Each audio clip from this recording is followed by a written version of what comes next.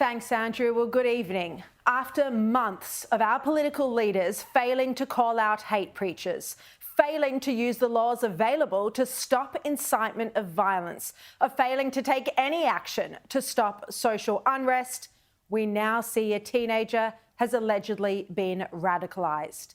Should anyone be surprised? This is where weak political leadership, where failing to properly defend Australian values leads. To a teenager feeling like he can roll into a church and brazenly, in front of a live stream camera, or maybe even because of the live stream camera, knowing he'll go viral on TikTok, allegedly violently and repeatedly stab a much-loved bishop of international acclaim. There are tonight major fears of reprisal after the violent stabbing of a popular Christian Assyrian bishop last night by what's alleged to be a radical Islamist extremist. Authorities are bracing for potentially more violence, although ASIO has not raised the threat level. 24 hours ago, as we sat here, the devastating news unfolded that a man had stabbed Bishop Mar Mari Emmanuel in Wakeley in Sydney's west. A bishop who may have been controversial, but unlike those seemingly untouchable hate preachers, never, ever called for violence. There is a lot of Palestinians got nothing to do with what is happening there. They just want to live in peace. And I'm sure on the Israeli side as well. I'm sure. Because I've met Jewish people, absolutely beautiful, very respectful, beautiful people, absolutely beautiful, from both sides, absolutely beautiful. We're told that after he was stabbed, Bishop Mar Mari Emmanuel reached out and put his hand on his alleged attacker and prayed for him. We learned today that this was a terrorist attack, and the alleged perpetrator was a 16-year-old who was on a good behaviour bond for knife crime. The ABC reporting that he faced court just 3 months ago after being charged with possessing a knife after an incident at a Sydney train station involving other teenage boys. Now, the boy was found in possession of a flick knife and charged with being armed with a weapon. This is, according to the ABC's report, with intent to commit an indictable offence, stalking and or intimidation, and recklessly destroy or damage property. He was on bail until his last court appearance in January, where his case was proven but dismissed with a good behaviour bond. Now, this teenager wasn't on a terror watch list. He should have been. He'd been suspended for bringing a knife to school. And Andrew Clennell reported on Sky News earlier that the teenager went to a school that has had problems in the past with radicalisation. The authorities today confirmed this teenager had been radicalised, and he has now been labelled a terrorist. He was religiously motivated, they believe. Now, after the alleged attack, he was tackled to the ground by parishioners. And in the video, you can see he looks up and smiles, a big grin, just a moment after allegedly repeatedly stabbing Bishop Emmanuel. He allegedly said in Arabic, have a look. بس ليش عم بيسب رسولي ما كنت جيت لهون؟ إذا عم بيدخل حلب ديني ما كنت جيت لهون بس شو عم بيدخل حلب ديني؟ هي دين إذا هو حكى هي دين الشيطان مالتك حبيبي روح على شيطانك شوف شو يسوي عليك إذا هو بس حكى عن دينه ما كنت جيت. The Daily Telegraph reported today that the teenager had his finger severed in the moments after he allegedly stabbed Bishop Emmanuel. James O'Doherty and Josh Hanrahan report that what followed was pandemonium as an angry mob of thousands surrounded the church, attacked police and destroyed police cars 2 days after the city was rocked by a knife massacre at Bondi Junction. Well, an estimated 2,000 people gathered last night, many angry that their beloved bishop had been struck down. The crowd turned on police, who were outnumbered. At least 47 police were injured, 3 police were treated in hospital, 1 had several stitches to a laceration to his head, a chipped front tooth. Another police officer had several stitches to a laceration on her arm, and a third had facial lacerations. There were 42 cars damaged, and 32 are said to be unusable. The worst was the police officer who had an 8-centimetre cut on his head from having a brick thrown at him. New South Wales Premier Chris Minns is clearly worried about reprisals and has warned communities not to take the law into their own hands. I want to make something very, very clear. There is no such thing in Australia in taking the law into your own hands. It doesn't exist. That's for several reasons. Firstly, you will be met by the full force of the law if there's any attempt for tit-for-tat violence in Sydney over the coming days. Now today, videos circulated where Bishop Emmanuel had made controversial comments about the founder of Islam, Muhammad. When those religions out there, with all love and respect, they talk about laws, I'll ask them, are you fulfilling that law? Of course not. You're falling very short of that law. So don't tell me you have to do this where you are failing as a leader. Your prophet failed those laws. Your own prophet failed them. Who? Muhammad. And all the other leaders. Now, Labor MP Peter Khalil today said that the bishop had made provocative remarks. He's certainly provocative in some of the assessments that he made and in some of his sermons. But again, we do have free speech in this country. Even talking to the Assyrian community, you hear people out the front there saying eye for an eye, but, have a think to that congregation. What would the bishop ask you to do? It would be to turn the other cheek and forgive. We heard eye for an eye coming through in that audio. Yeah. That was a pretty scary looking situation. We don't want to have some of these ancient animosities, sectarian conflicts play out in our country. Now, the Premier, Prime Minister, Police Commissioner all confirmed they were treating this as a terror attack, but they were reluctant to go into too much detail or to even name the religion behind what they said was a religiously motivated attack. After consideration of all the material, I declared that it was a terrorist incident. Last night, the New South Wales Police overnight declared this a terror incident and have stood up Strike Force Patrina. As a result of that declaration, a joint counter-terrorism task force has been established, which includes the AFP and ASIO. But the violence that saw many persecuted Assyrian refugees come to Australia and seek safe haven in our country, some after being displaced and attacked by ISIS, is now playing out on our streets. It led to journalists asking Prime Minister Anthony Albanese today whether our multicultural strategy should be examined. Can I ask you whether you're concerned in any way about whether the multicultural project in Australia in recent times is facing new threats or challenges, and how significant the multicultural framework review might be in addressing any of these recent problems? We have overwhelmingly a harmonious society in Australia. In my local community, people of different faith live side by side, and that is overwhelmingly the experience of Australians. Of course, the Prime Minister not even trying to engage with that question. The reality is there has been a clear rise in aggression since October 7. But despite the febrile environment since October 7 and after last night's stabbing, ASIO boss Mike Burgess said there were no plans to raise the terror threat level from possible. I support New South Wales Police in calling this a terrorist incident, and we believe it is religiously motivated. Now, I'm going to speak with Andrew Hastie about this shortly, about why they're not raising the terror threat level, because it's inexplicable. A terror incident has occurred. It occurred last night. There has also been a 700% increase in anti-Semitism. You'd think more precautions should be taken in recognition of the clear rise in social unrest and racism under the Albanese government. Now, our Monday night panellist, Cameron Milner, he's a former Chief of Staff to Bill Shorten, he's written a piece in The Australian published just tonight, and he says that on this topic, Labor is compromised.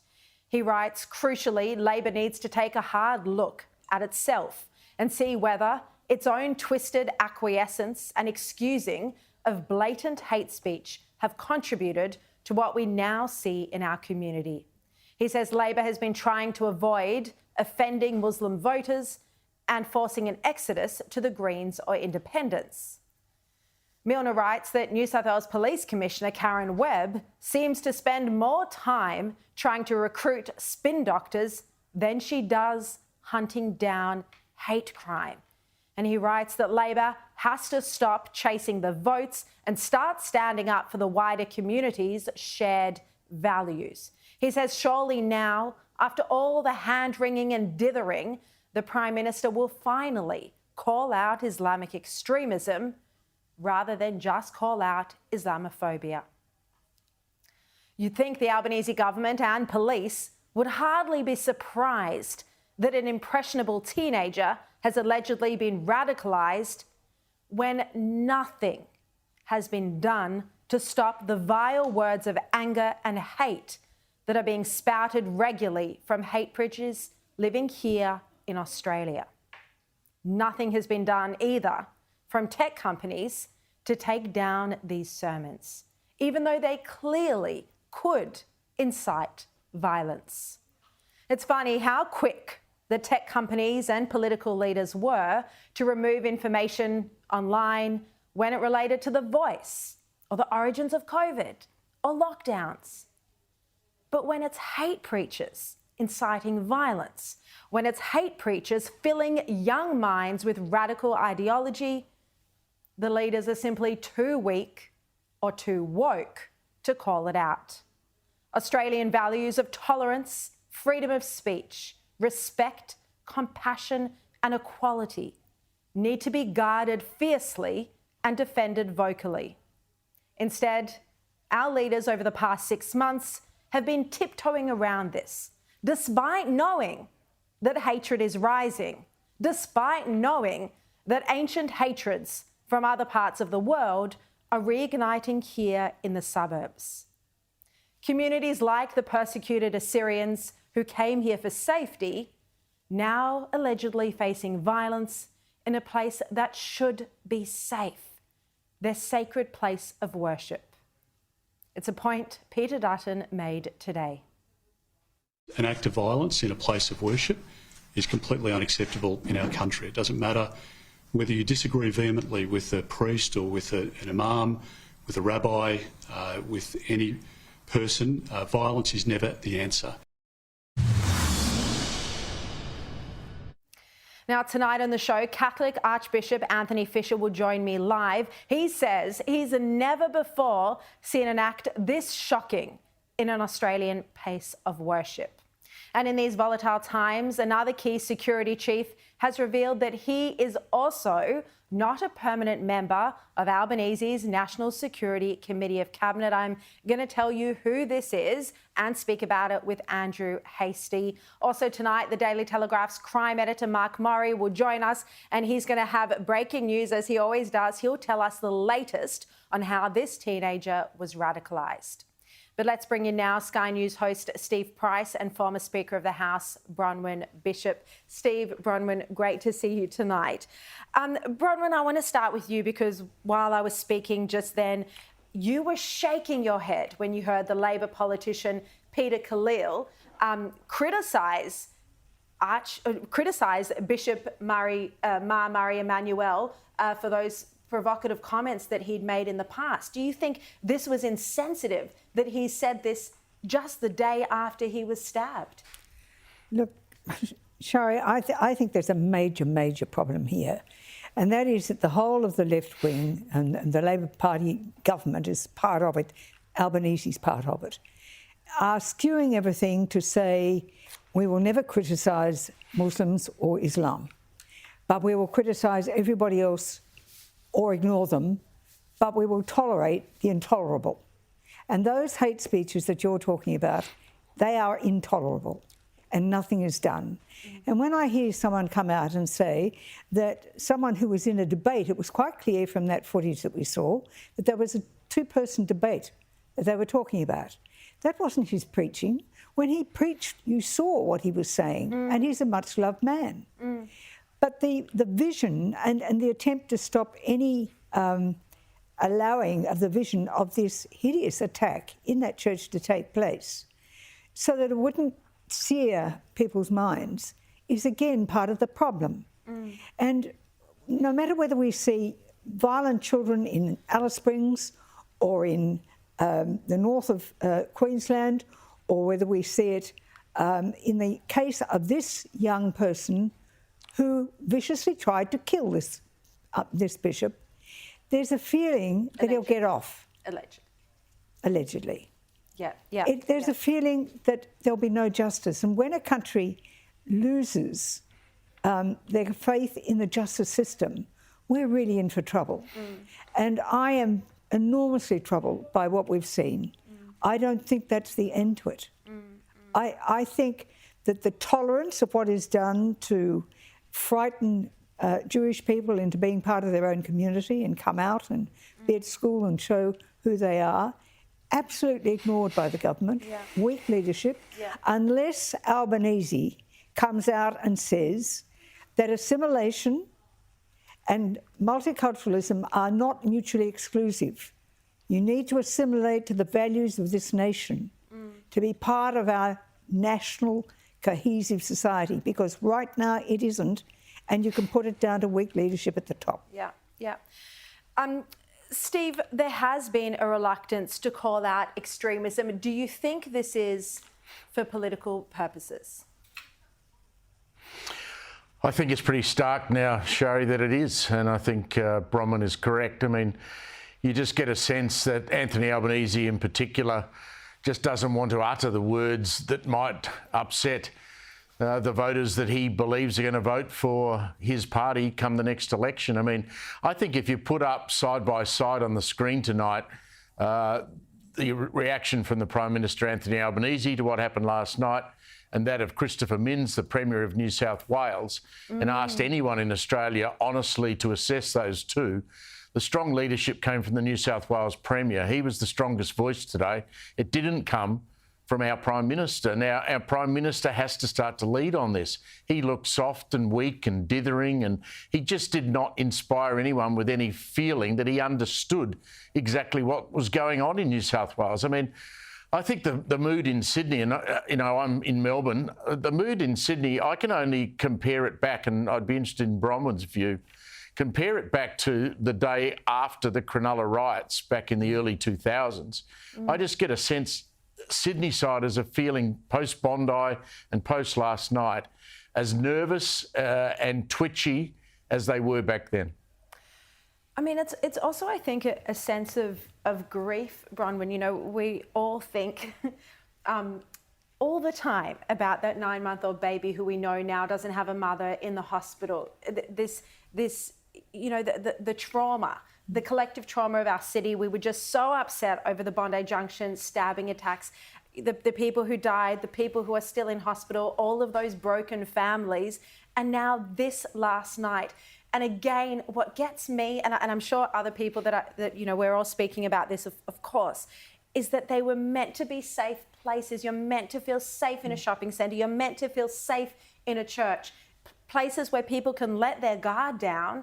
Now people are going to feel scared. It doesn't matter what their religion. Going to church services or synagogues or mosques, because there have been threats against mosques as well. Well, that's absolutely true. There is a sense of fear that people are feeling.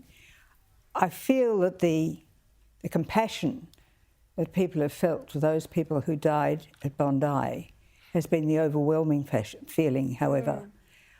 I just feel that because it was a female officer that actually killed that perpetrator as he was lunging at her to kill her, somehow seemed to have a sense of justice in it.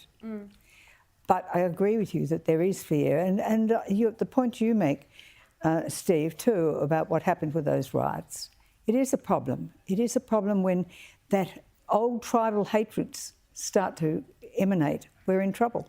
Yeah, we are. Now, one good thing that has come out has been the amazing courage, not just of ordinary citizens, but even we learned today of someone who's not even Australian. This is the man who's become known as Bollard Man. He managed to stave off, at least for a while, the knife man. I'm going to take Paul Murray's lead and not say his name. He was standing there at the top of the escalator with nothing but a bollard to protect him, and the Prime Minister today indicated he would be very deserving of Australian citizenship. Have a look. With regard to the French citizen, the French national, Damien Guerreau, who people saw such bravery in on Saturday. I say this to Damien Guerreau, who is dealing with his visa applications, that you are welcome here, you are welcome to stay for as long as you like. This is someone who we would welcome becoming an Australian citizen. Steve, I think it's a question that a lot of men have been asking themselves. I don't think women so much, at least I haven't, but a lot of men are talking about whether they would step in this way. I mean, that courage from Damien, amazing. It was. Personally, I wouldn't have been brave enough to do that, I don't think, but you only know when you're in the moment. And if you did have that bollard next to you and you saw this bloke coming up, you might maybe take a gamble and try and do it. But the French guy was obviously brave. I'm not quite sure about the visa thing. I mean, let him stay here for as long as he likes. But, you're going down dangerous ground when you start giving out Australian citizenship because someone's been brave in the emotional part of it. Let's just wait a while. I mean, if the guy asks for it, let's examine it properly then. But that was Anthony Albanese just, gifting out Australian citizenship. I'm sure you could find a lot of people who've been waiting for a long time, who've done a lot of deserving things that also deserve it. I'm not downplaying what he did. I thought he was extremely brave. I thought a lot of people were brave there. The bravest person, of course, was that female police officer who shot that bloke dead. There was Amy a fantastic Scott. cartoon in the Herald Sun. Yeah, Amy Scott. There was a cartoon in the Herald Sun by Mark Knight that had everyone running to the left and her running straight at him with her gun drawn. It was just a magnificent piece of cartooning. She's a national hero. And when we get to Australian of the Year, when we get there later in the year, can we not give it to a sports person or someone else? Just give it to her now. Good point. But I also loved the fact that, she ran towards the danger. She did have a weapon, but there were other citizens behind her just carrying chairs, no weapons. I think their bravery is incredible as well. Steve Price, Bronwyn Bishop, thank you both so much as always. Now, coming up after the break, Andrew Hastie on whether Labor is doing enough on national security, plus the Daily Telegraph's crime editor, Mar Mari, will give us the latest on these shocking knife attacks. His breaking news coming up. Also, a bit later in the show, the Archbishop will join us live. Stay tuned for all of that.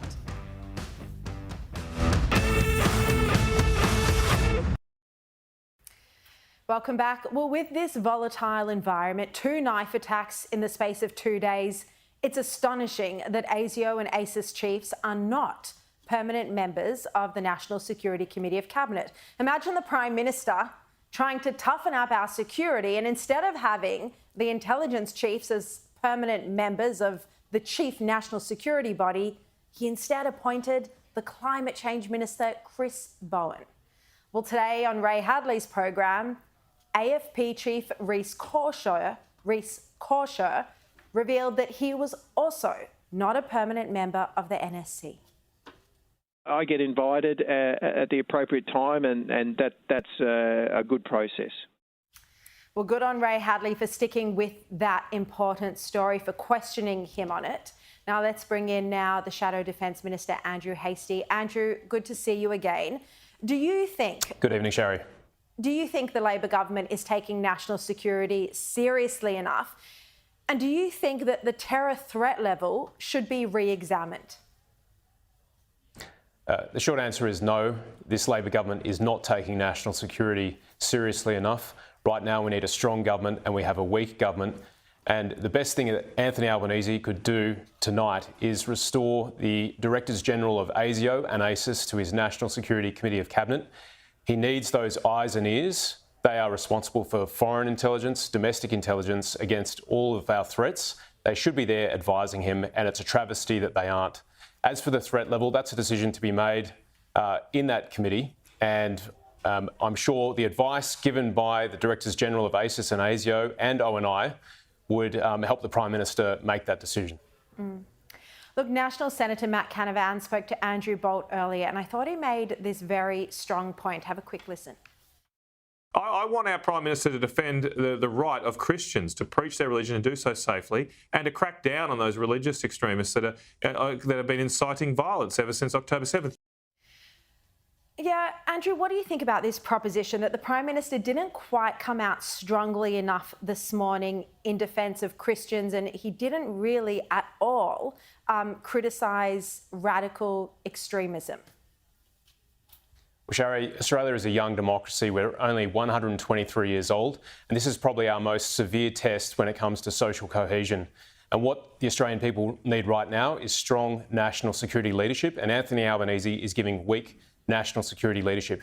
He's using weak language, he's using weak values, he's not articulating Australian values, and our community needs strong direction from him. And that means making very clear there's no place for religious extremism in this country. And the Christian community, particularly the Assyrian Orthodox community, will be feeling it tonight. And that's why Anthony Albanese's words matter, and it's not strong enough at the moment. Look, the alleged perpetrator, 16 years old, you know, how is someone this young being radicalised in Australia?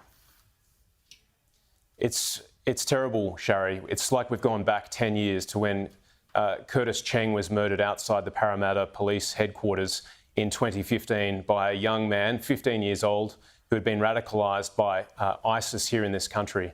There are serious questions that need to be answered about how a 16-year-old boy was prepared to get up in the middle of a church service and try to stab to death a bishop. How was he radicalised? Was it online? Was it from religious teachers? Was it part of his community? These questions need to be answered because we cannot afford to have this happen again. And you know what? Those questions need to be not just answered, but it needs to be made public. So if there is reform needed, if we do need to start pulling extremist content down from online, if that's how he was radicalised, you know, then this needs to be in the public domain. We weren't getting a lot of answers today from any of those leaders. Andrew, I just want to ask you a question on another topic. Iran's embassy has released a statement relating to the 300 missile and drone strikes unleashed on Israel over the weekend. Tehran said that if Israel retaliates, and there are reports that that's what Israel's planning to do, that Iran's next steps will be more crushing, and I'm quoting now, and that they will give another unforgettable lesson to this heinous regime. Andrew, what do you think? Should Israel respond to this, to the attacks on the weekend, given what Iran is threatening here? Sharri, Iran and its three regional proxies, Hamas, Hezbollah, and the Houthis are all committed to the destruction of the Jewish people in the state of Israel. And so Israel has no choice but to respond. The principle of deterrence must be re-established. Otherwise, Iran will do this again. Iran used lethal force against the state of Israel. And as I say often, weakness is provocative. And that's why Israel must act. I don't know the particulars of it, but certainly a line needs to be drawn in the sand. And of course, the US is saying that Israel should do the exact opposite and shouldn't retaliate at all. At least that's what Joe Biden's saying. Andrew Hastie, great to have you with us. Thank you very much for your insights. Now, the Daily Telegraph's crime editor, Mark Murray, joins me now. Mark, good to see you again. We've got a lot to get through, but let's start with last night's horrific stabbing. I mean, we played a clip of it on air last night, an edited clip, and genuinely, it was the most shocking thing that I think any of us have ever seen. What can you tell us about, you know, the Daily Telegraph has been leading the way in this reporting. What can you tell us about the 16-year-old who was placed on a good behaviour bond after facing court for a knife crime just 3 months ago? Well, obviously the investigation now is going to centre so much on him and what was the motivation. Now, a lot of people thinking this is a 16-year-old. did he act alone? Look, we saw Curtis Chang and Hastings referred to that earlier, and the similarity is frightening. You've got a young person doing an act of terrorism in very, very public. Now, I've spoken to a lot of people who, and they're of the view that it seems highly unlikely that a 16-year-old would make this decision on his own. We saw with Curtis Chang that actually he was given the gun after being radicalised by some organised crime family were involved. So all these types of associations that police are going to be starting to look through everything that he's been associated with. And as I said, the possibility that he's done this on his own, I think is remote, and the people I've spoken to seem to think the same thing. And like you said, we need to know the answers, and we need to know them as quickly as possible. Yeah. So this is Mark Murray. Just to tell all our viewers, you are the most experienced police reporter in New South Wales, and you're just telling us now that your police contacts are saying that it's unlikely he acted alone. So we will wait to hear more on that official investigation. The Police Commissioner Karen Webb confirmed today that he was on police's radar, but there are now questions. The Premier has said he's going to look at knife crime, but it's not just a question of knife crime, really, is it? Because everyone can have knives, and the reports are that he had a flick knife. So isn't it a question of radicalisation? I think it's the motivation about this is central to the whole investigation, and we saw what it sparked, riots in the street, basically. So. Toughening knife crimes is not going to do anything. You can get a knife anywhere. You can get a weapon anywhere that you want to. So that is really that's just a little bit of lipstick on. It's not doing anything at all. We do have to get to the root cause. How did this young guy get to the point where he was willing to allegedly attack somebody while it was being live streamed? It was done for effect. And, exactly. Quite rightly declared as an act of terrorism very quickly. Yeah, exactly. And the TikTok viral part of this, no doubt, will have played a role. The fact that this was live streamed, the fact that this was a bishop who had a following internationally, no doubt will have gone into this thinking. Now, Mark, over in Victoria, we are seeing reports that 2 teenagers have been arrested over their alleged involvement in a violent incident at a Melbourne shopping centre. What can you tell us about this? Well, yeah, I believe this is, you can see the footage there, how frightening this is. Now, this is, again, the youth crime is not just in Alice Springs and in the outback. It's here in the city. And, we've seen this was a Sudanese young gang is what police are alleging. We've got similar problems here. We had a 16-year-old or an 18-year-old was killed just in the last 2 weeks, stabbed to death, allegedly by a 16-year-old Sudanese guy, again, armed with a knife. We keep going back to knives. And that seems to be motivated by these gang wars that seem to be taking place, not just in Sydney, but also spreading to other areas. This gang mentality with our youth, and then this propensity for violence is pretty frightening. Yeah. Okay, just very quickly before you go, we also saw reports today that a woman is dead and another 2 are injured after allegedly drinking a poisonous mushroom-infused drink at a health retreat in Victoria. What do you know about this? Well, I just know that the police are now investigating this, and that one woman became violently ill. There were 2 others that were also sick. They believe it was like a mushroom liquid. They're now going to do toxicology, but I do believe that the lady that died may have had some underlying medical conditions, but that's all going to be examined now with toxicology and a full examination by the coroner. All right, Mark Murray, thank you so much for joining us, and we look forward to reading your reports in the Telegraph tomorrow. Now, coming up, Archbishop Anthony Fisher will join me live after expressing his shock at last night's stabbing. He says it's the worst attack in a place of worship he's ever seen. We're also going to look a bit later in the show at the latest with Donald Trump. Stay tuned.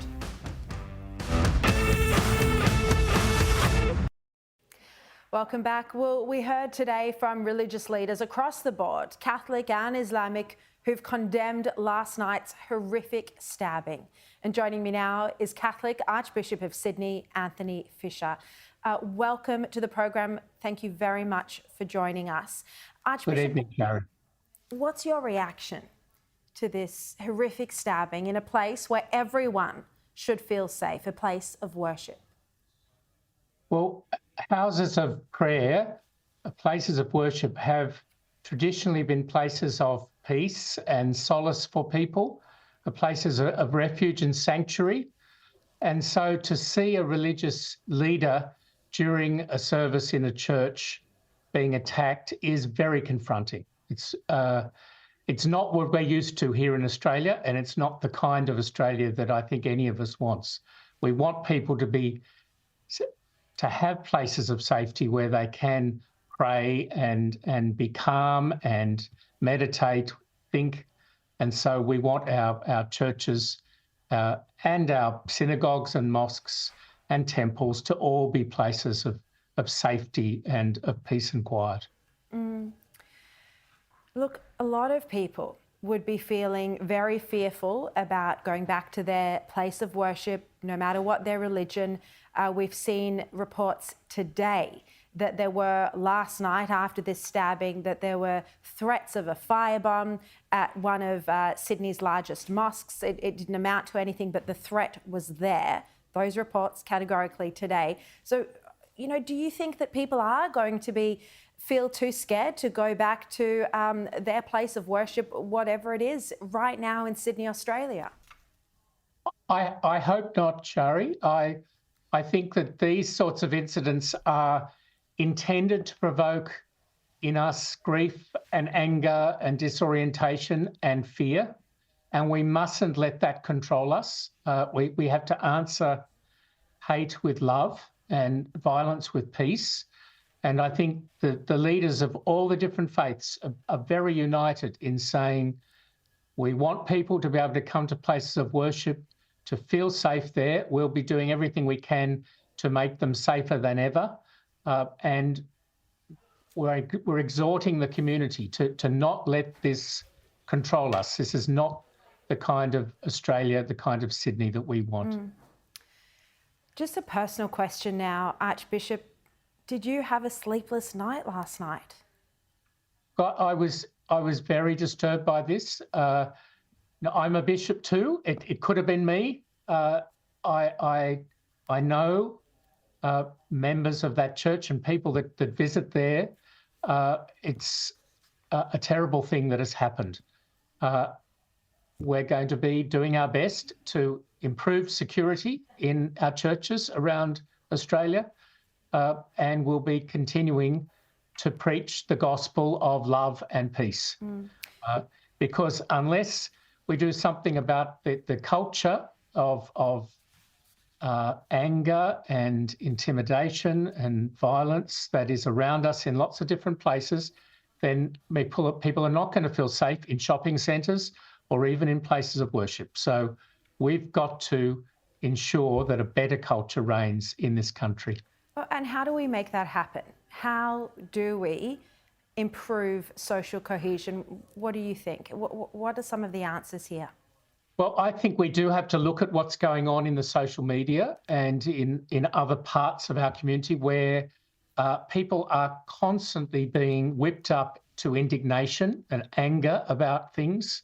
That it's much better if we can to turn down the temperature a bit, to stop the reprisals and the copycats and the expressions of anger, whether that's on our roads, in our shopping centres, even in places of worship now, whether that's in our homes or in our own hearts. We have to cultivate in ourselves a more peaceful disposition. I think that being genuinely prayerful is a great help in that way, making people more peaceful and more gently disposed towards each other. But I think it's up to us religious leaders and other people of faith to set a good example here and to teach people about being more peaceable, more gentle with each other. And I think for all our community leaders, because not everybody is a churchgoer or is listening to religious leaders, our whole community has to be on board on wanting this culture of indignation, of constantly whipping each other up to being angry about something, to bring down the temperature and make us gentler with each other. Yeah. We're out of time, but just very quickly, you mentioned there a moment ago that there'll be increased security at churches, you said, across the country. Just tell me a bit more about what you and other religious leaders are doing to increase the security presence. Yes, so we're talking between us, the religious leaders, about what is needed where, but we're very aware that particular churches, mosques, synagogues, temples might be especially prominent, might be targets of copycats or angry people. And in those places, I'm sure there's going to be a bit more than our normal security in terms of security guards and possibly police presence in the coming days, till the temperature is, as I hope, brought down and people can feel safe again. Yeah, well, let's hope. Archbishop Anthony Fisher, thank you for that very thoughtful interview. Really appreciate it. And, you know, it shows you, it shakes everyone. The Archbishop there saying it could have been me. This is what terrorism is designed to do. Now, after the break, fallout from the Lohman verdict continues to cause shockwaves. We'll have the latest on how much Bruce Lohman is going to have to pay now. Stay tuned.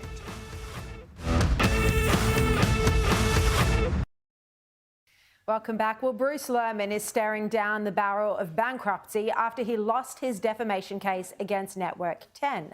Sam Maiden reported today that legal sources have told her the combined costs of Lisa Wilkinson and Channel 10 are likely to amount to between $5 and $6 million. Let's bring in now Sky News host Caleb Bond and Senior Fellow at the Menzies Research Centre, Nick Cater. Great to see you both. Look, Caleb, millions of dollars in legal fees from the most expensive silks in the country. Is this something Bruce Lohman could have thought about before he took on this high-profile defamation action? Well, yes, you know, if he didn't feel bad enough about the result of the defamation action, he probably now goes down as one of the dumbest people in the country. As Justice Michael Lee noted, he escaped the lion's den and came back for his hat. The problem for Bruce, of course, is that if he declares bankruptcy, which it seems pretty clear he will have to do, it more or less precludes him from the one thing he probably really wants to do right now, which is leave the country and not have to worry about things for a while. Because, of course, while you're in bankruptcy, you have to explain to the trustee why you want to leave the country and where your money is coming from. And it also sounds like he was living a pretty luxurious life, particularly when he was receiving money and benefits from Channel 7. And of course, when you're bankrupt, if you earn any more than about 60 grand as a single person with no dependents, you have to hand all that money over to pay your debts. So life is about to get very difficult for Mr. Lohman. Oh, even more difficult, perhaps. Nick Cater, Claire Harvey's written an interesting piece over on the Oz website where she says she's not sure why Channel 10 and Lisa Wilkinson are gloating because while they won, the judgment was actually very critical of their journalism. Well, it was. I mean, they don't come out of this looking too good. They'll be very pleased they won their truth defence, however. Truth defence is a very hard defence to push in defamation, as I once found out. You'd think that telling the truth was the best defence, but it's not. Their standards of journalism, everything about it was shabby and very, very ordinary. But that goes for almost everybody in this case. And as for Bruce Lohman, I'm rather glad that he's lost this case. He didn't deserve to win it. If he'd come to me, Sharri, before he'd taken this defamation action, I would have said to him, Bruce, I've been through this. Never go into a court of law in any circumstances, certainly not in a defamation case, if you're going to have to lie. It just doesn't work. You're going to be in front of Rottweilers with law degrees. You're not going to get away with it. And I'm extraordinary that he thought he could and deserves everything that comes to him, I would have thought, as does Brittany Higgins, and I guess her day is to come. Yeah, and she's still got a court case with Linda Reynolds, who, by the way, Peter Dutton praised today. Now, just on to another topic. Outgoing Woolworths boss Brad Banducci fronted a Senate inquiry today. He was trying to argue against suggestions of supermarket price gouging. But Green Senator Nick McKim, I'm not going to play you the comics, I'm sure you've seen it on Sky News tonight by now, but he basically threatened him with 6 months jail time because he didn't answer the question. Caleb, how hypocritical is this of a politician? If only we could threaten a politician with 6 months in prison every time they didn't answer a question. I know. Wouldn't that be fantastic? I actually didn't realise until today, and I consider myself a reasonable student of Australian politics, that the Senate itself can actually jail someone or impose any other kind of penalty, such as a fine, if it believes someone has committed contempt against the Senate. It's an extraordinary power, and it comes from constitutional powers that emanate from the UK originally when our Parliament was set up. But isn't it amazing to think that you could sit there and tell the boss of Woolworths or any other individual for that reason that they could potentially be locked up for not answering a question? There would not be a single politician left in this country if that was the standard to which they were held. But I'd love to see it. I would really love to see it.